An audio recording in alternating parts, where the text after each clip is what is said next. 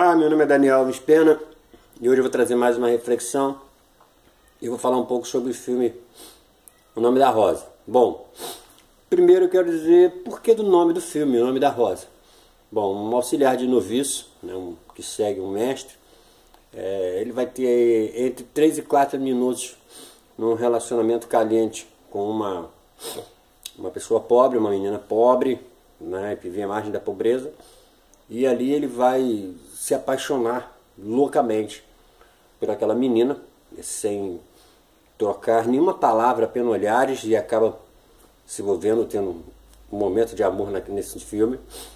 E o filme vai terminar, eles não vão ficar juntos, já aviso logo, vou dar essa pitada. Quem escreve o filme, quem está contando a história é esse noviço, que é o aprendiz de um mestre, que é o Sean Connery no filme. E como eles não conversaram, ele não sabe nem o nome da moça. Daí o nome do filme. O nome da Rosa. A Rosa citada é a moça que ele se envolveu, certo? Bom, o que tem de interessante, o que eu achei de interessante nesse filme? Esse filme fala muito sobre a era platônica e a era aristotélica. Ele trabalha muito com a razão, né, com as convicções de fé, e com a fé platônica, aquela fé que acredita em tudo que se fala.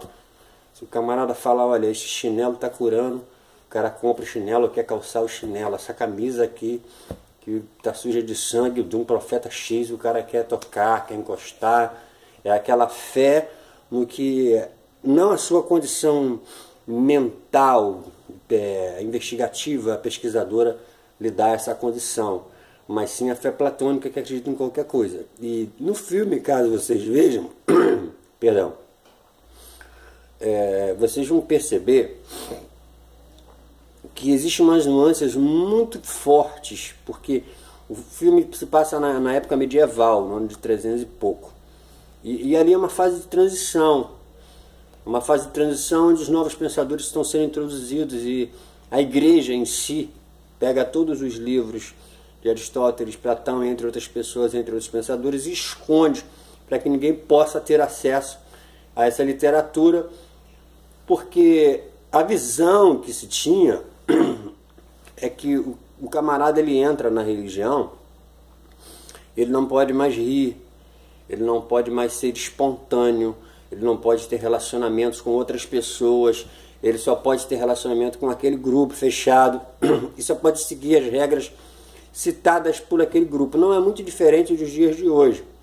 Por que eu estou dizendo isso?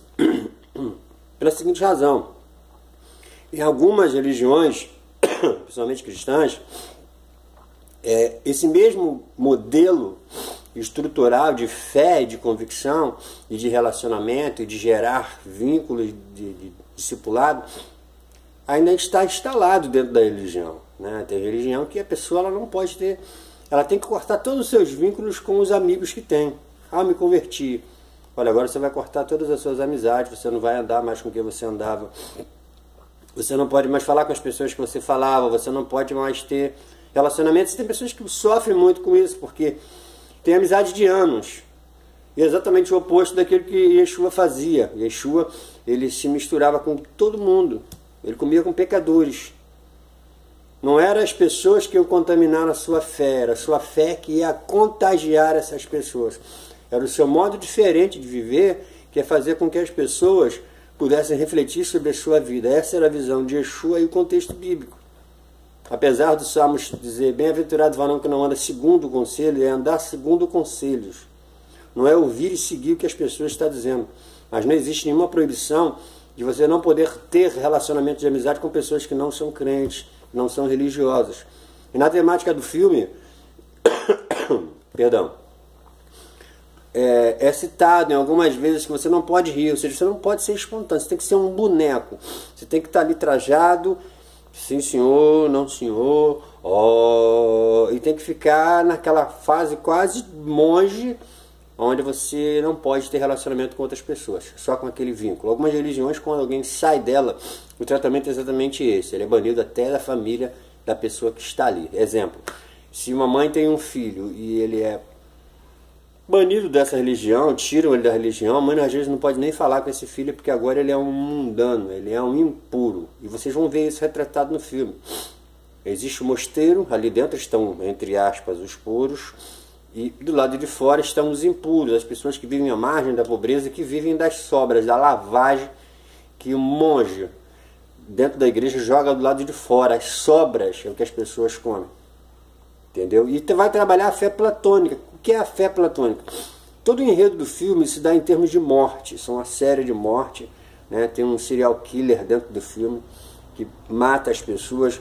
E os motivos eu não vou citar aqui, vocês vão ter que ler, eu já dei uma pista, mais ou menos uma passadinha, que fala a respeito da literatura, do conhecimento extra-bíblico, do conhecimento extra-palavra de Deus, como se costuma sempre dizer, naquele contexto ali. Você só pode ler a Bíblia, você não pode ler outra coisa a não ser a Bíblia.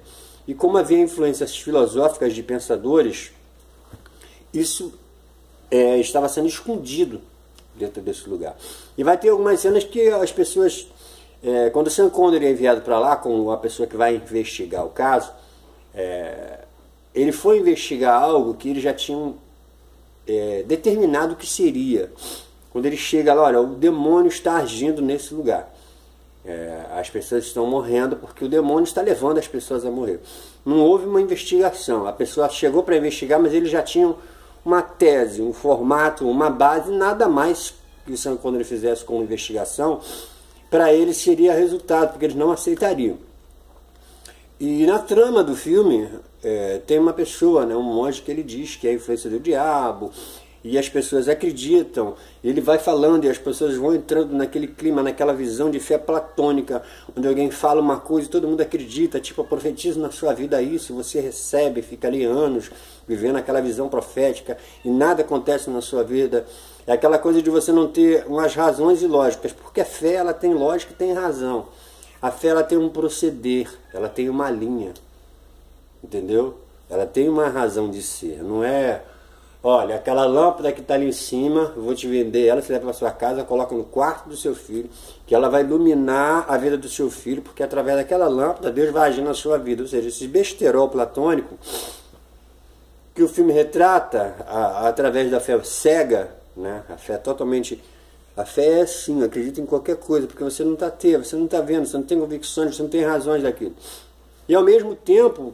A gente tem os monges, alguns que trabalham nessa visão, outros que são manipulados por essas pessoas que têm têm interesses, têm jogos de interesses de esconder o que está acontecendo na realidade, até para não degrener a imagem do contexto e do mosteiro.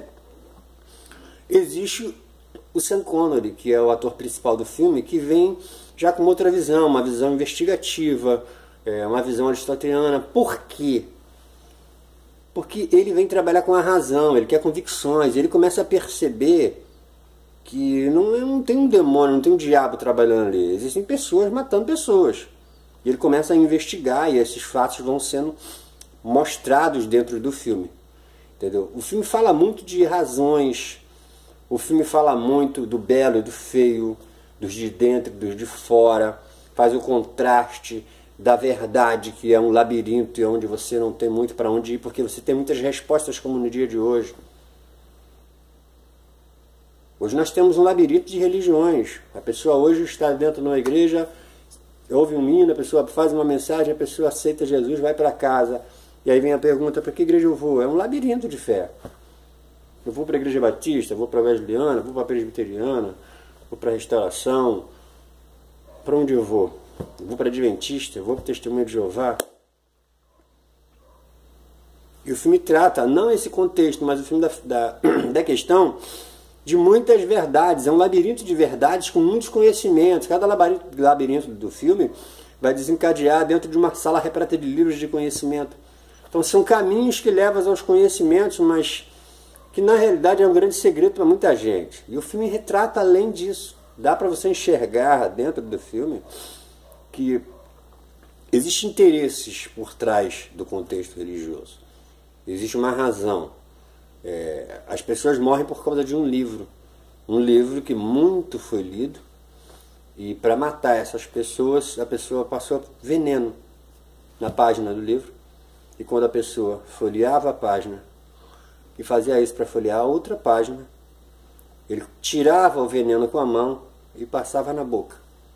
Ou seja, a boca ficava roxa, a ponta dos dedos ficavam roxos, e essa pessoa morria envenenada através daquela literatura. E hoje o contexto não é muito diferente, porque muitas religiões e igrejas não permitem nem que a pessoa estude teologia. Porque vai estragar o cara vai ter um conhecimento a mais e não vai ser iludido por qualquer coisa, porque o seu líder vai ter que estudar também. Porque se ele não estudar, ele vai dizer um monte de besteira. E as pessoas que estão ali com outro grau, com outra visão, vão entender que o que ele está falando não tem nada a ver com o contexto bíblico, não tem nada a ver com veracidade histórica, não tem nada a ver com veracidade geográfica. Tudo isso estou falando de dentro da Bíblia.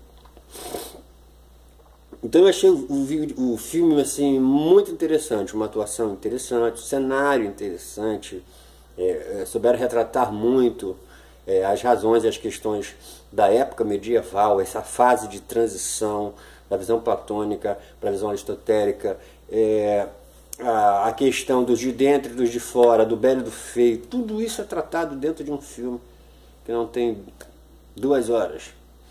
Tão rico que você consegue enxergar no filme coisas que não estão impressos, não estão na cena, mas estão no contexto psicológico, estão no contexto da linha de pensamento, onde você consegue enxergar um total de visão, tanto filosófica, quanto psicológica, quanto de religião dentro de tudo aquilo. É mais ou menos como Hamlet. Qualquer dia eu vou falar um pouco sobre Hamlet.